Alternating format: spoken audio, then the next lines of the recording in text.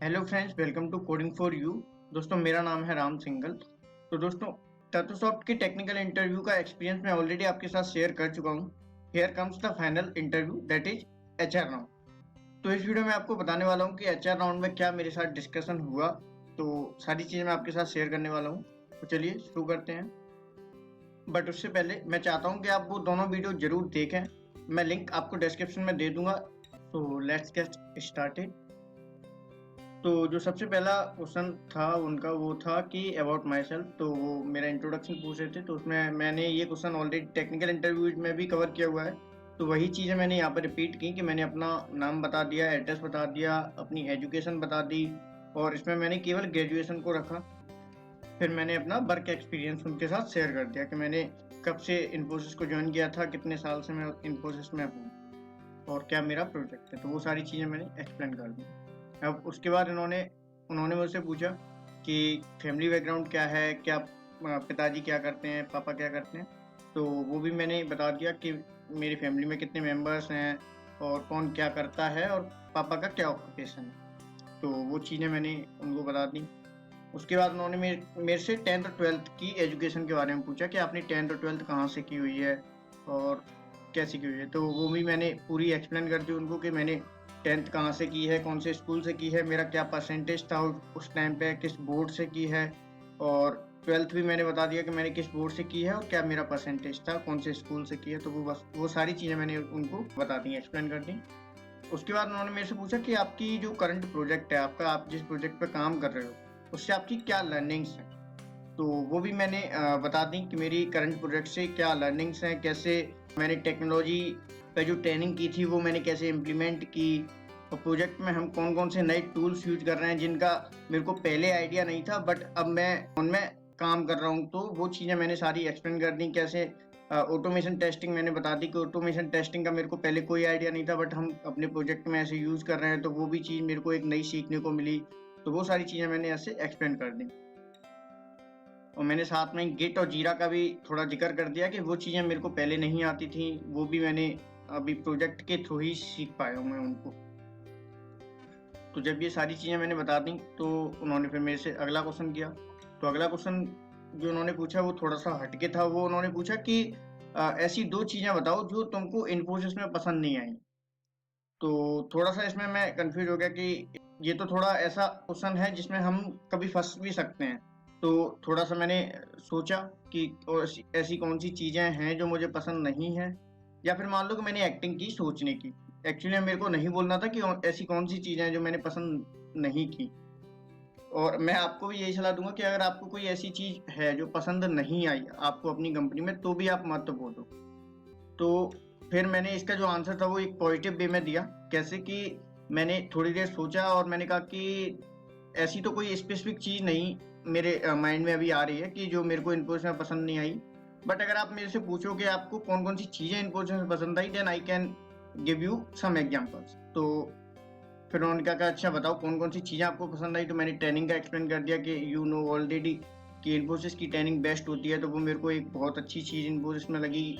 और उसके बाद मैंने और भी चीज़ें एक्सप्लेन कर दी। टीम्स का बता दिया कि हमारी टीम कितनी हेल्पफुल है, और मैं भी लोगों की हेल्प करता हूँ। जब हेल्प पड़ती है तो लोगों से हेल्प लेता हूँ और कोई कभी मना नहीं करता। तो वो चीज़ें मैंने मतलब उनको एक्सप्लेन कर दी।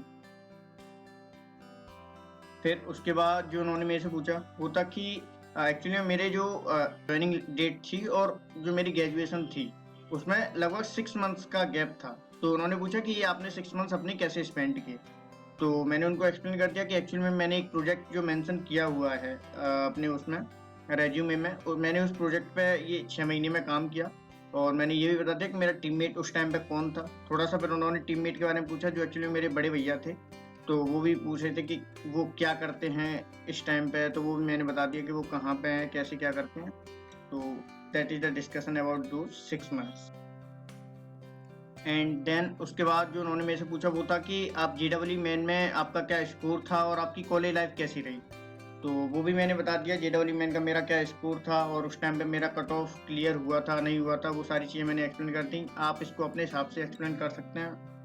एंड आपकी कॉलेज लाइफ कैसी थी, आप अपना कॉलेज लाइफ एक्सप्लेन कर सकते हैं। अगर आपसे क्वेश्चन पूछा जाता है, मैंने अपनी कॉलेज लाइफ एक्सप्लेन कर दी जैसे मैंने अपनी कॉलेज लाइफ स्पेंड की थी। तो बहुत ही फॉर्मल डिस्कशन था इसमें। मतलब उन्होंने भी ये क्वेश्चन थोड़ा हिंदी में पूछा और मैंने भी हिंदी में इसका जवाब दिया, बिकॉज हिंदी में थोड़ा कंफर्टेबल हो गया इस क्वेश्चन का जवाब देना स्पेशली। तो यहाँ से मोस्टली जो मतलब जो लैंग्वेज था वो कन्वर्ट हो चुका था कि हम इंग्लिश से हिंदी पे आ चुके थे। मतलब फॉर्मल डिस्कशन जो था वो एंड के तरफ था और वो चीज़ें अब फ्रेंडली होती जा रही थी। उसके बाद उन्होंने मेरे से तत्वसॉफ्ट के बारे में पूछा।